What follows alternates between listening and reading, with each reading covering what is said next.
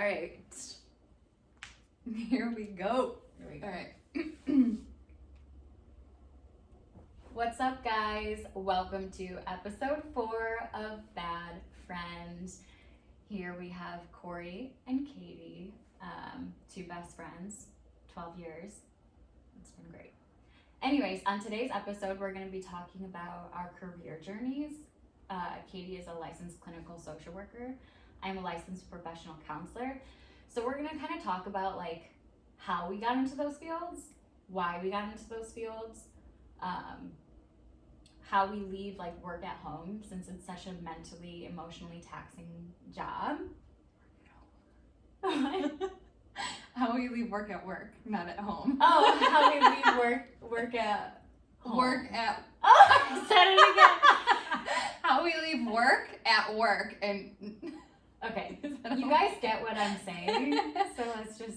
Yes, how we leave work at work and come home. Yeah, right. And kind of what is like the hardest part of our jobs, yeah. What's like the most rewarding, how we went through it. Yeah, so that's a big question you guys asked. But first, I want to start with some of the funny questions that you guys have submitted. Some of them were like, oh my gosh, really out there. Really out there, and I love it. I do too, but we're just gonna answer some. I love that you just guys... a few. I love that you guys submitted them. So, the first one is period sex. Yes or no? Yes. Yes. I was once told that if a man would not have period sex with you, you do not want that man. Bye. And next. I start living by that. Yeah. Like if you can't handle me, bye. Right. Doors open, sweetheart. Right. So there we go. Love that. And then I feel like, okay, this kind of goes into, somebody asked how it was dating as a single mom, or I guess how it is. You've been there watching my journey. I have, yes. I'm there. Cycling a little bit. I feel like the most difficult part has been the fact that it started off that I would have to start to date every other weekend. Like I would see the person. Right, because you had her one weekend and then not the next. So it was like literally you were dating every other weekend. Right, and a lot of people did not want to do that. Which I understand that. That's a lot. Yeah, but look at me. But I know, you're... Oh, God. Well, yes, you're beautiful. But I'm sure that's hard for somebody. I was talking about my personality. Oh. You're great. You're beautiful. And your personality is absolutely beautiful also. I hate you. So it's been difficult, but I guess my suggestion for single moms is to like, if somebody's gonna like wait for you and be patient with you, that's definitely obviously a plus. Yeah, a plus. You know, like a good trait for a man. If somebody doesn't want to, or they start pressuring you to meet your kids early, that you're not ready, like definitely red flags. And you don't owe anybody anything. No. Especially when you're protecting your children. Right. And you're not sure, what. Well, you're not going to introduce her, Willow, to men that you're not comfortable with yet. Right. You want to get to know them on your level first before you introduce them to you, baby, you know? Right. Yep. And everyone's different. So I respect whatever your parent, mom's decisions are, or dad's. Right. Yeah, that was my your suggestion. My situation.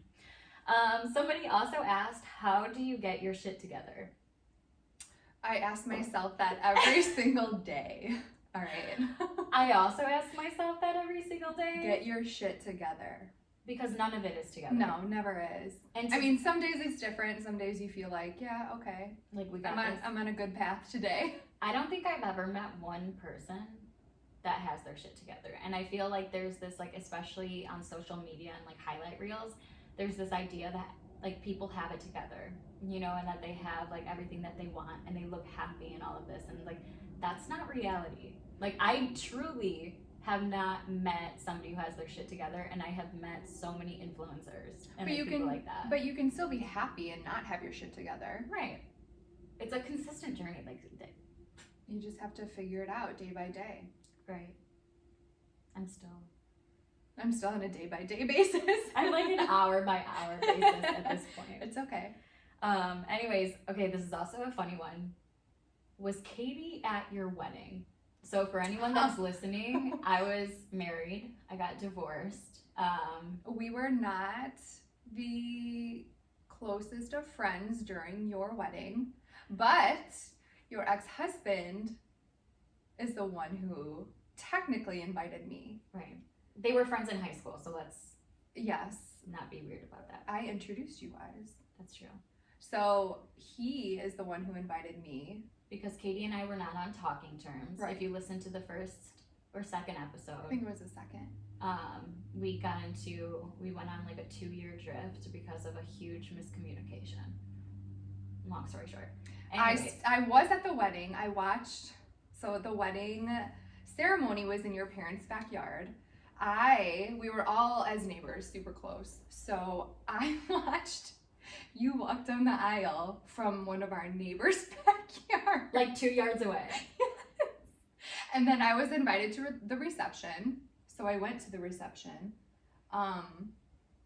So yeah, I was there. Did we talk? I think we No. said hi to each other. I think we gave each other an awkward hug. We did. So yeah, at least I could say I was there. But you were there for the divorce. I was. Yes. So that's So- even better. And you'll be there for my next wedding, should somebody ever want to marry me. Yes, I will. I'll be standing right next to you. Thank you. Anyways, okay, so that was funny. Anyways, Katie, what did you do this week? What did I do Because this last week you had a boring week. I so did. I feel like I had a boring week again this week. Damn. I just don't really have that great of a life. Wow. Let's explore that. Well, it's just boring. I mean, I work Monday through Thursday, so I kind of just do my thing, come home, and that's it. You have a new puppy. I do have a new puppy, and she is a lot. So I definitely have to take care of her. She finally is sleeping through the night. Yes. You sound like I'm fucking mom. Yes. She was a little bad girl a few days, but we'll get there. She's still super young. Right. And it's a French bulldog, Yes. so she's super cute. You've seen her on some of your TikToks and stuff. You posted her. Oh yeah, and on my Instagram stories. Yeah. She's cute. Yeah. Frankie. Frankie. We do want to get our dogs together though. Wait, we have the same dog. Oh yeah, Katie and I have the same We dog. have the same dog. And we do want to get them together soon. But I share custody with my ex-husband. Yes. Of the Frenchie. His name is Hulk. Hulk and Frankie. Hulk and Frankie. Yeah, we'll get them together soon. They'd Yeah. be cute together. Well, this is my first week off from work. I took this month off coaching. Yes. I'm still seeing my private practice clients, but that's just 1 day a week.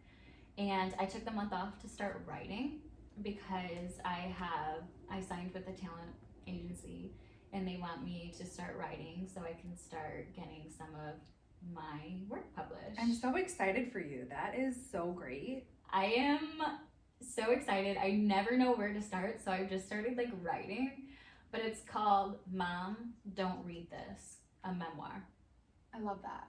because I truly Are you gonna mail the first one to your mom? No. You No. should. Oh my god. I'm like, what stories do I choose? Which ones do I not? Because of like how. But you'll be fine. Yeah. It'll be Anyways. great. I'm so excited for you, happy for you, and I can't wait to read it. Can I read it first? Can I be the first one? Yeah, you can. Okay. I did want to read, so I got the first chapter, and it's starting at the age of 12. So I wrote it, and I just kind of want to read it on here because I Okay. want people's feedback. Like the first couple sentences. It's like there's like 3 paragraphs. Oh, you're gonna read all 3? It's not like it's like 20 minutes. Okay. It's like 2. Okay, that's fine. Oh my god. Let's hear it. Let's hear it. Go ahead. Anyways, the chapter is called Drunk, High, and Confused, 2007. I remember the smell of peach vodka as it first went down my throat. My God, did that burn, but my God, did that numb the pain. What pain does a 12-year-old even feel? For me, it was the pain of navigating hormones, boobs, boys, fitting into skinny jeans, black eyeliner, and the never-ending thoughts of feeling unwanted.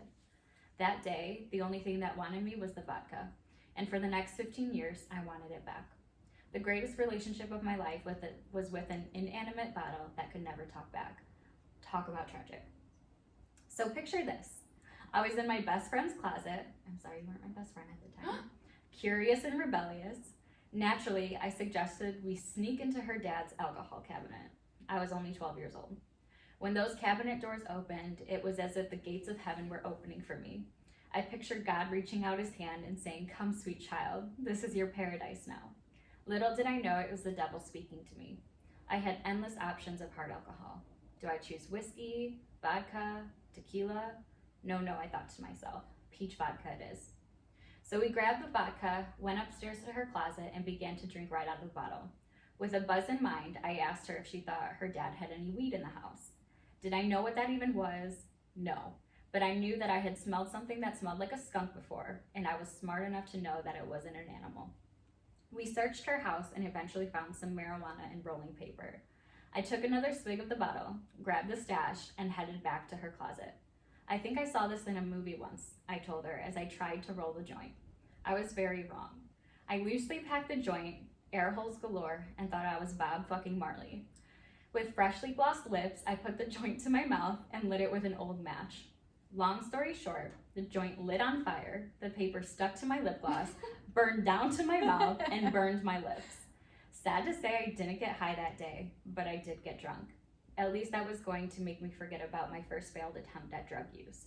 But don't worry, I knew there was going to be plenty more. Wow. What do you think? I like that. Do you? Can't wait.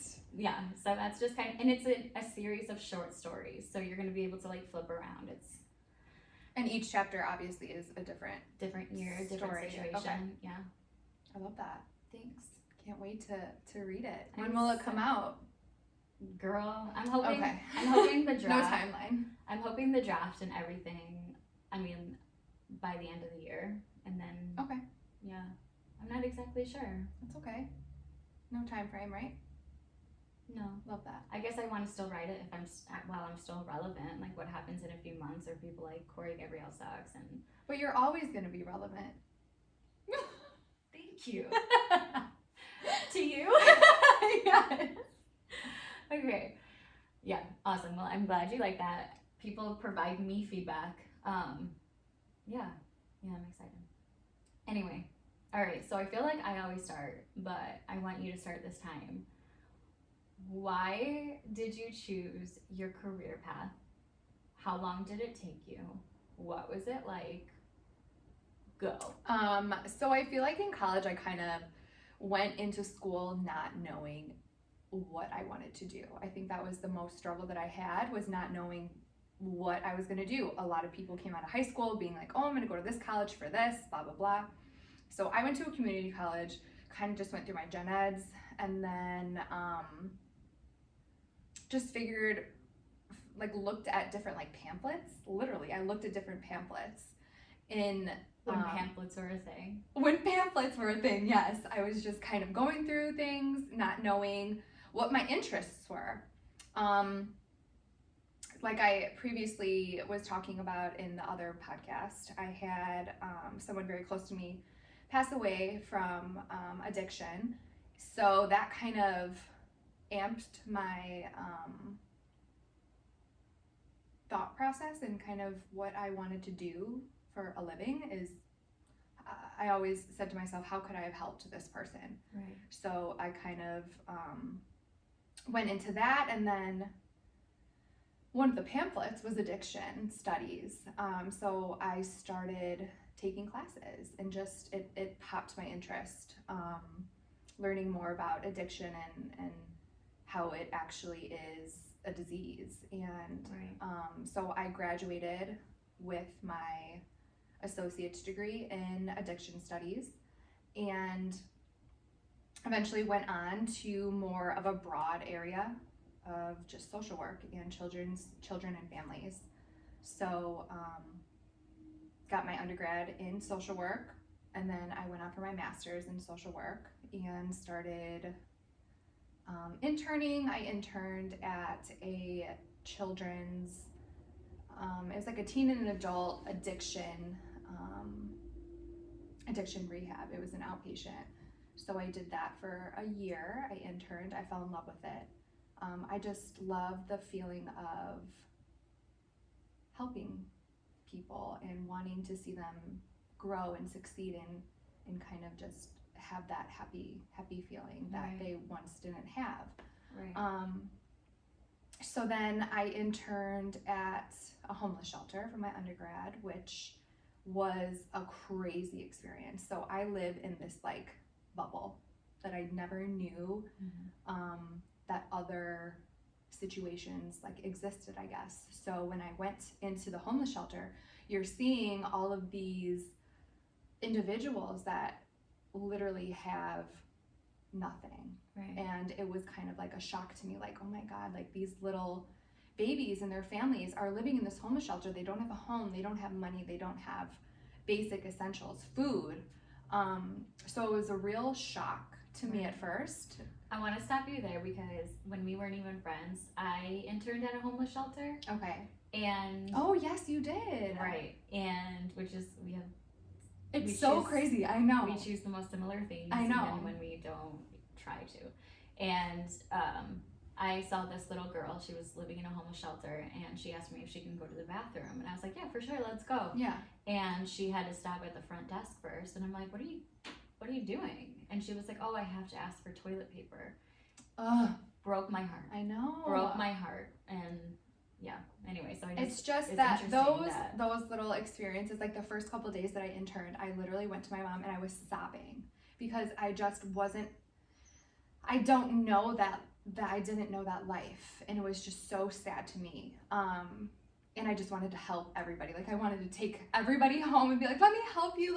Here's my money. But obviously, you can't do that. But there are different resources available that are there to help these families, and it was so rewarding to be able to help somebody find housing or give them food, give them clothing. So that kind of made me just want to do more. So then when I went into my master's program, I was still, I don't think, what was my internship in my master's? Maybe I was still at the homeless shelter through my master's. And then I got a job at the homeless shelter, which was great because right out of college. So I got that experience. I started working with homeless veterans. We had a veterans program at the homeless shelter that I was at. So then I started connecting with different community shelters and just got kind of broadened my horizons a little bit. So I absolutely loved that. And then throughout that, I started getting my hours for my license. And then I took my LCSW test, passed it, and then was able to move on. I worked in a prison, which was an experience. Oh my goodness. Everybody, oh my gosh, my parents were like, I'm not comfortable with you working in a prison. Like, it sounds so crazy, and the experience was absolutely amazing. Just the atmosphere and just learning another culture. Yes, learning another culture and working with them was amazing. I only was there for a short time because I got an opportunity to work with the veterans, again, the homeless population. So that's where I'm at. I absolutely love it. I just love the feeling of being able to help people that are in need. I think it's just a great thing for me, and I think it helps me as a person to kind of better myself in that aspect. That makes sense. So that's kind of my story. How do you leave things that are difficult to see and witness and go through? Like, how do you leave them so you don't bring them home and you protect your mental health? So I had to learn that because when I was working at the homeless shelter, I would come home every day and just be sad for these people because I just wanted to help them. I didn't know what to do. And I think learning how to navigate, your own passion and knowing that there are resources out there and you can do as much as you can for them at work, but you can't always help them if they're not wanting the help. So I think learning just to know that you're doing everything you can for them, and then coming home and kind of just, you have to self-care. You have to self-care, Right. or it's just gonna bring you down. Right. And yes, these people are in very negative situations, but you just have to do whatever you can to help them. Mm-hmm. And I think I learned that slowly through the process of working with everybody. And then it helped getting advice from obviously supervision and Sure. my other team members that I worked with. You have to take care of yourself. It's Right. super important because you'll burn out. Right. You will definitely burn out. And how I self-care is, I was really big into working out, so just kind of putting your mind away and working out and focusing on what you need to focus on for your life. Right. My life was what I did, Right. which you still have to do every single day coming home. Right. You from have to work. remind yourself to do it too. Right, because sometimes you get into situations at work where it just shuts you down, but you can't bring that home because you're gonna literally burn out. Mm-hmm. Yeah. That's mine. That's my story. I mean, I still am working on it. You Right. always have to. It's consistent. It is. Practice. You have to. And Right. talking about things too. Obviously, I have you and Right. my social supports that I kind of talk about. I was once told by a professor there, so I got my master's in clinical mental health counseling. Mm-hmm. And one of the professors was like, if you don't self-care and if you don't put yourself like first and you don't find a way to leave work at work, you cannot do this. Right. It'll be too much because it is a huge population and the social work, all social work, I feel like is very, even when you're doing your individual counseling, it's sometimes it's a lot on you. It's a lot. And you know, there's things that are triggering and Right. whatnot. But she told me that she collects like a pebble for each client she has and she puts it in a vase. And at the end of the day at work, she puts it in the vase, Leaves puts it her there. hand over it, prays for them, and Oh leaves. wow, I love that. And so I started to do that. Okay. And that's been super helpful because like you said, like I did the best I can. Right. I can't change people's situations, but I can be there. And that was like the biggest thing. That's the biggest thing that I do. And I say a prayer for them every night and I just let it go. You know, and then I focus on me because if I don't take care of myself, I can't take care of anybody else. Well, right. How are you expected to take care of somebody else when you personally aren't doing it for yourself? Right. Absolutely. Yeah. 100% important. And but yeah, so my situation was I got my undergrad in advocacy and social change and a minor in peace studies and communications. Jesus. Okay, say that 5 times fast. I know, it's ridiculous. Mine is easy. Social work and family and children. Right. That's it. And I had Willow during then. Oh my God, it was insane. The last month, I went back to school 5 days after I gave birth, finished my finals, breastfed between classes. It was insane. And it was actually because I gave birth to her during undergrad that I was like, well, I want to stay home with her. Let's defer these loans. Let's take out more loans. What can I do? Yep. And so I was like, well, let's get our masters. And at first I did addiction studies because, as you know, like I suffer from the disease of addiction. Right. I've been battling it for a long time. And that was what I was originally going for. And then I started talking to you. I started talking to other people about it. And they were like, honestly, either social work or counseling is going to be able to not limit you so much. And It's more broad, and that's why, Yeah. same with mine, addiction studies, yes, you have that background, but the social work or the counseling aspect makes your You can do anything. selection more broad. You Yes, can do anything with absolutely. that. Mm-hmm. So say you don't want to do addiction anymore, you can switch to different fields, Right. get different certificates, Right. you know. And so, yeah, so that's what I chose to do. And then I went to my master's. It took me about 3 years. I did it full time with Willow. She always came to classes with me. People thought like she was like the mascot of the school. It was so funny. We would practice children therapy on her, like those games and stuff, and she thought it was so fun. Love that. And yeah, so I finished this past December, and yeah, I got into it for similar reasons as you, and I had my own mental health issues, severe panic attacks, severe anxiety, not so much bouts of like depression, but I still get them. Mm-hmm. I definitely have hypomania, shit girl, the list could go on and on.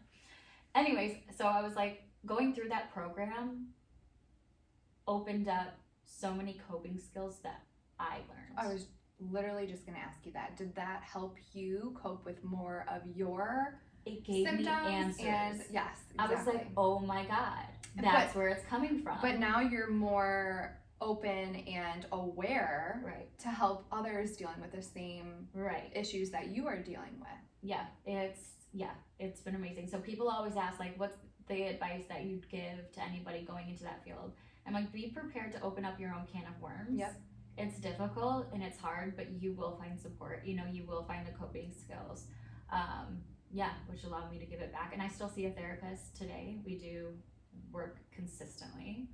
Well, that I'm sure helps with your self-care. Right. That is a huge part of my self-care. Right. And I'm in the process of finding somebody for that, just because I feel like I need that extra boost and help to kind of deal with the things that I'm dealing with. Right. You even suggested the other day to look into like an adoption support group, and I think that I did actually. What was that? I was watching a show. I think it was This Is Us, where I can't. Isn't that the best show? Stop so every fucking episode. Yes, I know, it's great. So he, Randall, entered a adoption support group, and then I was like thinking, I'm like, that would be so great for Cori and I think, just to kind of relate to others and kind of hear their stories. I think that would be something that because it's only been us that we've well, heard. right. So I think that we should definitely look into that. It would be very beneficial, I think, for us. Yeah, I like that idea. I do too. Funny you bring that up. I like that. Yeah, I'm excited. I want to do that. I also, for self-care, like I bought a keyboard the other day because I just couldn't. I was having the worst cravings. I was having such a thing of depression, funk. Oh my God, I could not get out of it. But I started painting. I told on myself to you. You did. Remember? I was like, Katie, I'm having a horrible craving. Mm-hmm. Tell me how bad I suck when I drink. You're bad. Yeah. Don't do it. Don't do it. And then I bought a keyboard. I love music, and I painted, and I kept myself occupied, and I didn't relapse, and I'm proud of myself. I'm proud of you too, Mom. Thanks. And yeah, I feel like that's my story in a nutshell. I'm really happy that you're able to identify when you are having triggers or feeling some type of way, and being able to kind of express that to the important people in your life, and being able to just buy a freaking piano because you feel like that would be beneficial to you. I really like that for you, and it's very, it shows a lot where you are right now. It shows a lot from like self-awareness. Correct. And having that. Yes. So many people ask, like, how do I not get to the point of being so angry? How do I not get to the point of relapse, where it's already too far gone? And it's like, you have to identify your triggers, whether that be journaling about them, whether that be like reminders, and so you can stop yourself before it goes down that slippery slope. Right. So for me, I realized it was the warmer weather. Mm-hmm. I realized it was me being bored. And so I took those and I was like, okay, I can't control the weather, but I can be grateful for it, and then I was also like, I'm bored. So then I started to paint. I started to do those other things. Identify your triggers, then cope, and it works. biggest advice I'd give to people. I did start journaling. I have my own journal. I just write down my thoughts when I'm feeling super frustrated about things or things that I can't control. I've learned that writing them down, and because I do struggle with, again, expressing my feelings and kind of talking to people about how I'm struggling. So that definitely is a big self-care aspect for me, is writing things down. I think that helps a lot. and in prison, that's what I would tell all my guys to do is write Right. your feelings down, even if it's you give a letter to somebody, write your feelings down, do Right. something that you can cope, how Well, you can cope. I mean, it's evidence-based where it externalizes your thoughts. Right. So they don't have to weigh on you. It doesn't make them go away, but it helps externalize and take some of that weight off. Right. So when you start thinking about it, you're like, okay, well, that's over there. If I really need to think about it, I can go like reflect back on my writings. Sure. So yeah. Very helpful. Yeah. I need to identify more on how to self-care myself. I think, you know what I actually like? I think people should submit their self-care routines, and next episode, Yes. we can list off all the different self-care ideas. Because sometimes it's hard to identify some Right. things to do. Like, yes, you have hobbies and stuff that you like to do, but sometimes the little things like the piano, the music, Right. it's hard for people to identify what actually would help them. And I think Right. that would be great for people to talk about, so we can bring that up in our next discussion. I like that. Let's do that. Yes. So everybody, if you can just submit right into for us. self-care. Yeah. Also, I had the idea of, I put this on my Instagram story. I'm gonna put my email in my bio and in the bad friend Instagram, but I want you to submit stories that you want advice on. Like, and I think it'd be cool to read them, and you can remain anonymous or not, Mhm. but like read people's stories and then kind of like reflect and like talk on it. I feel like that'd be really cool too. That would be. So It's funny that a lot of people's stories can relate to your own stories. Mhm. So I feel like if we are addressing that and kind of talking about how Right. people self-care, whatever, I think that would be beneficial to a lot of people, especially including us. especially since we're professionals, although this is not professional therapy No, or anything like that, No. so don't take it as that. But yeah, I think it's it'd just be helpful. Anything is helpful. Just Yeah. listening to certain things, podcasts, Yeah. reading things. I think it's very beneficial. Here for it. Love that. Awesome. Well, thank you guys for listening. This was a shorter episode today, but please make sure to write into the Instagram, my personal Instagram, Your ideals. email. Yeah, my email, ideas, thoughts, stories, anything self-care ideas, all of that. So, anyways, thanks for listening. Thanks, everybody. Have a bad day. Have a bad day.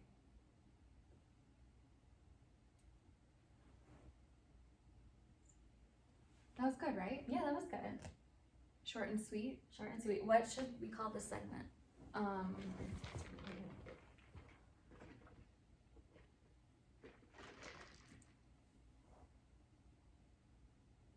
Period, sex, and social work. Period, sex, and self-care. Period, sex, and... Oh.